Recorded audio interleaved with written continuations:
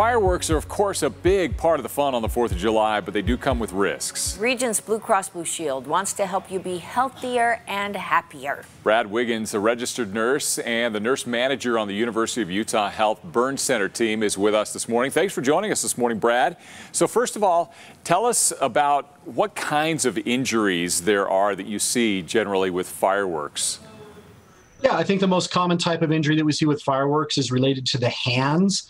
People hold on to different types of hot materials for way too long. The most common one that we see is young children being given a sparkler. So I have a pack of sparklers here, being given a sparkler. Most people don't realize that a sparkler actually burns at about 2,000 degrees. That's the same temperature of a blowtorch. Would you hand your 3-year-old a blowtorch? That's a good way to put it. No. So, Brad, is it really a big problem? I mean, do you see these injuries every year around this time? Yes, Carrie, we do. As the only burn center, American Burn Association verified burn center in the Intermountain West, we see a huge amount of injuries every single year related to fireworks. It's very unfortunate. A lot of people do a lot of different things. You add in adults with a lot of alcohol, and they do a lot of crazy things with fireworks as well. I think one of our big messages is for people to really allow the professionals to do any of the fireworks shows. I think that's a really nice thing to do.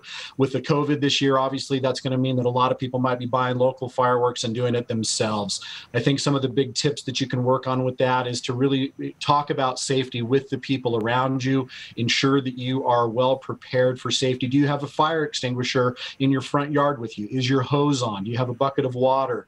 What are your safety precautions? And I also think about really, if you choose to use the sparklers, what other types of alternatives do you have? You could use a glow stick. Kids love glow sticks. You could use a pinwheel out in the wind. You could look for those different things. You could go with silly string and do those types of things.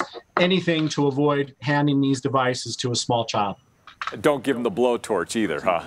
Please don't give them the blowtorch either, Dan. Not a good thing. What do we do if we do see an injury or have an injury, a burn-related injury? What's the first thing we should do?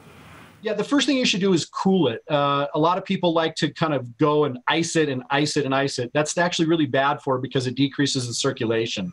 So one of the things that you want to do is you want to extinguish the burn, and then you want to actually keep it warm and dry as much as possible and seek out medical attention if it's a larger injury.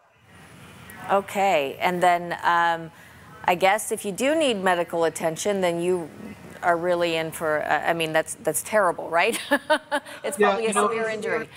Yeah, Carrie, I think one of the things that a lot of people don't realize is that one of the panic things for me as a burn nurse is going to a park and seeing people hold on to different types of firework materials. And, you know, you think about somebody who might be wearing pajamas or wearing a small little summer dress. It's easy for those to catch on fire. And ultimately, unfortunately, on a national level, we do see deaths amongst burn centers from firework-related injuries. And also, different ones can blow a finger off, can blow a hand off, and can cause significant injury. Most people just don't realize your skin is the largest organ of your body. If you damage the largest organ of your body, it has an impact. Oh. Well, it's time to think about this stuff. It's time to have fun, but also think about safety at the same time. And it looks like you are ready for the party at your desk with your silly string and glow sticks and everything. So you're ready.